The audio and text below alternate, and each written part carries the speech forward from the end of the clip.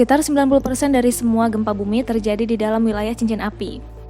Ini berarti kehidupan manusia yang tinggal di wilayah ini secara terus-menerus berada di dalam bayang-bayang ancaman.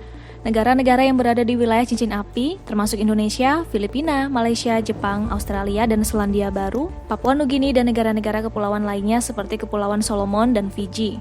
Serta banyak lagi di negara di daerah Melanesia, Mikronesia, Polinesia, hingga ke pesisir barat Amerika Utara dan Selatan. Lantas mengapa begitu banyak gunung berapi di wilayah ini?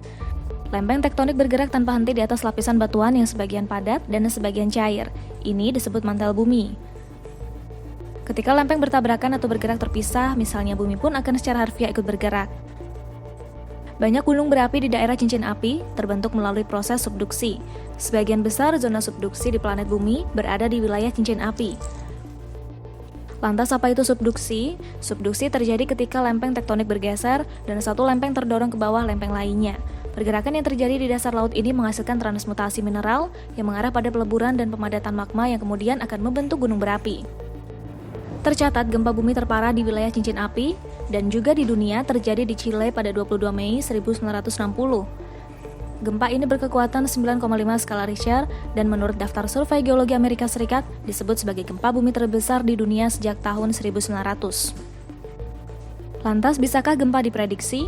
Sebagian besar ahli akan mengatakan bahwa sejauh ini tidak mungkin memprediksi gempa bumi. Bahkan jika terjadi dua gempa berturut-turut di dalam daerah cincin api, akan sulit untuk mengatakan bahwa keduanya berhubungan. Sebab, sebuah gempa belum tentu menjadi penyebab bagi gempa lain. Beberapa seismolog pun secara hati-hati, khusus untuk wilayah cincin api, wilayah ini secara terus-menerus berada di bawah tekanan. Ketika gempa terjadi, tekanan sementara waktu akan terlepaskan, namun akan segera mulai terbentuk tekanan dan ketegangan baru.